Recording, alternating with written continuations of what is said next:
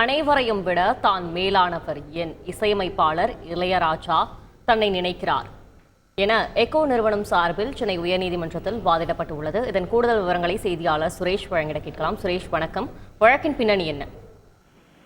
வணக்கம். இசையமைப்பாளர் இளையராஜாவின் சுமார் 4500 பாடல்களை பயன்படுத்துவதற்கு எக்கோ மற்றும் அகி உள்ளிட்ட இசை நிறுவனங்கள் ஒப்பந்தம் செய்திருந்தார்கள். இந்த ஒப்பந்தம் முடிந்த பிறகும் காப்புரிமை பெறாமல் தன்னுடைய பாடல்களை பயன்படுத்துவதாக கூடிய இளையராஜா சென்னை உயர்நீதிமன்றத்தில் வழக்கு தொடர்ந்திருந்தார். இந்த வழக்கை விசாரித்த தனி நீதிபதி தயாரிப்பாளர்களிடம் உரிமை பெற்று இளையராஜா பாடல்களை பயன்படுத்த இசை நிறுவனங்களுக்கு உரிமை உள்ளதாகவும், இளையராஜாவுக்கும் இந்த பாடல்கள் மீது தனிப்பட்ட தார்மீக சிறப்பு உரிமை இருப்பதாகவும் 2019ஆம் ஆண்டு உத்தரவு பிறப்பித்திருந்தார். இந்த உத்தரவை எதிர்த்து இளையராஜா தரப்பில் மேல்முறையீடு செய்யப்பட்டது. இந்த மேல்முறையீட்டு வழக்கை விசாரித்த இரு நீதிபதிகள் அமர்வு இளையராஜா பாடல்களை பயன்படுத்துவதற்கு அந்த 2 இசை நிறுவனங்களுக்கு தடை விதித்து உத்தரவிட்டிருந்தது.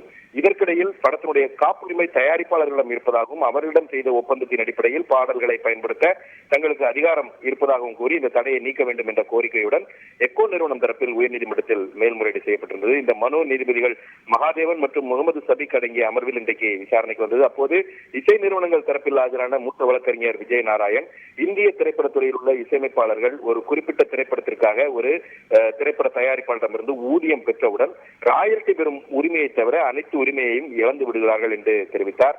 காப்புரிமை சட்டத்தின் கீழ் பாடல்களின் உரிமையாளராக இளையராஜா வருவாரா என்பதை இந்த வழக்கின் இறுதி விசாரணையில் தான் முடிவு செய்ய முடியும் என்றும் தெரிவித்தார்.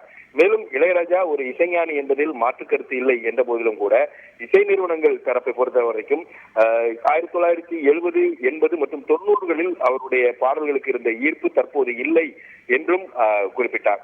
ஸ்பாட்டிஃபை மூலமாக இளையராஜா பெற்ற வருமானத்தை தனி கணக்கில் டெபாசிட் செய்ய வேண்டும், குறைந்தபட்சம் இந்த வருமானத்திற்கான கணக்குகளை நீதிமன்றத்தில் சமர்ப்பிக்க வேண்டும் என்று இடைக்கால உத்தரவு பிறப்பிக்க வேண்டும் என்றும் அந்த இசை நிறுவனம் தரப்பில் கோரிக்கை விடுக்கப்பட்டது.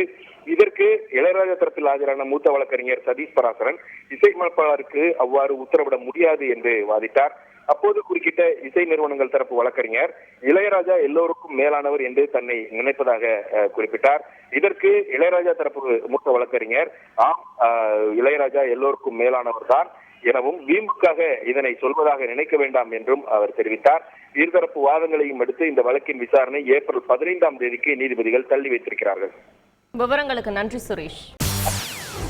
செய்திகளை உடனுக்குடன் தெரிந்து கொள்ள உடனே சப்ஸ்கிரைப் பண்ணுங்க.